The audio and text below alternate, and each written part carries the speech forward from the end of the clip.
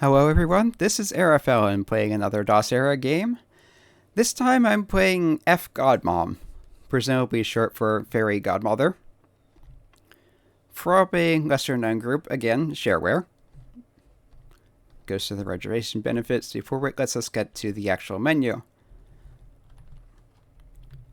Let's go through the rules. Honestly, that's too much text. So, instead of going through too much text, I'll just start playing and explain it as I go. So we are playing as this fairy godmother. You have two actions. You have Control and Alt. Control will scan whatever is in front of you. Alt will project that onto whatever is in front of you. So, if we use Control to scan a ladder, press Alt to shoot a brick, it will turn that brick into a ladder. However, the transformation is temporary. After a little bit, they will go back to being the original thing. There are a number of strange and weird things you can do. For instance, you can scan a penny. You can then turn things into pennies. You need 7 pennies to exit the stage, so you can do that to get extra pennies early. But if you're not careful, things turn back to what they originally were. If things turn solid when you're... if you, say, turn a brick wall into a penny and collect that, when it turns back to a brick wall, that kills you because you're inside a solid object. If you turn a ladder into a penny and collect that, if that turns back when it's overlapping something else, like another ladder, anytime there are solid objects trying to occupy the same space, that causes an implosion. Implosions will destroy anything that's too close to them, which in this case includes you. They can also temporarily eliminate enemies. I believe the enemies do respawn. However, that can be a way to blast holes in walls, for instance, that you might not be able to deal with as easily otherwise. But basically, objective of each stage, get all the pennies, get the key, go through the door. Once the doors appear, there's also a special coin that appears. If you collect the coin, you get an extra life. Okay, this stage is a little more challenged because the enemy is somewhere where it can get to us. They're not quite as smart as the robots in Jetpack, where they will not do pathfinding to try to get to you. They will not drop off edges.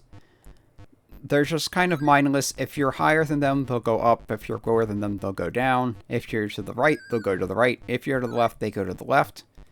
So basically that crab is stuck there until I go up to get that last penny.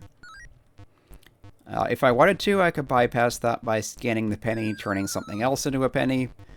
But there's no real need for that. What I should do is scan something like a ladder,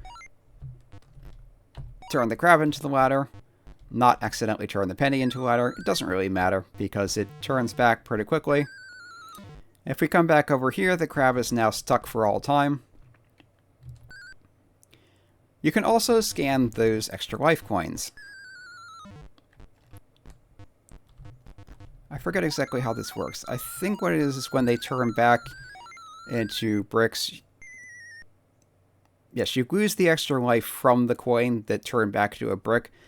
But if you collect a bunch of them like that, you can keep the extra lives from the others because they don't turn back before you die.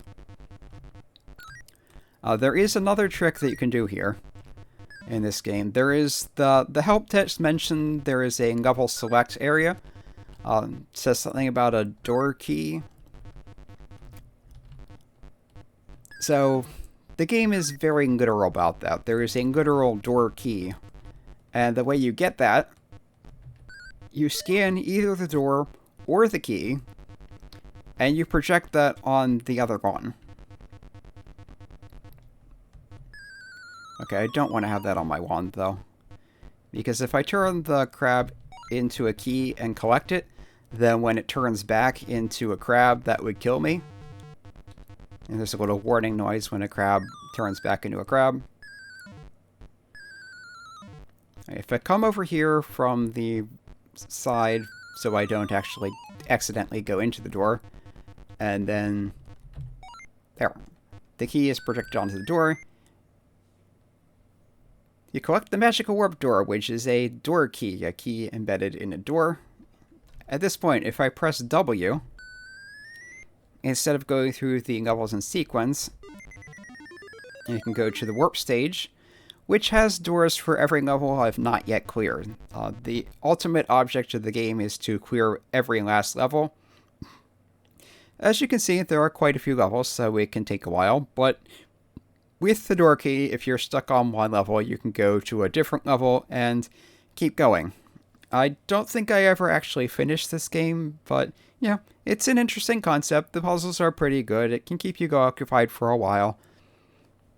And there is obviously thinking involved. There's also some action with the crabs, and sometimes you have to worry about doing things quickly enough so they don't overwhelm you. You have to worry about going through things before they turn back into their original things. In some ways, this kind of reminds me of Jetpack in that, it's collect everything, get to the end, and you can also make barriers temporarily not barriers. But in a lot of ways, it's different. It's much more puzzle. So it might have made more sense to do this right after Jetpack, but instead, I'm doing them in the order I'm doing them in, and next time, I will be playing a very different game with fairy in the title. It's also fairy tale inspired. It's a completely different sort of game from this, and see you next time.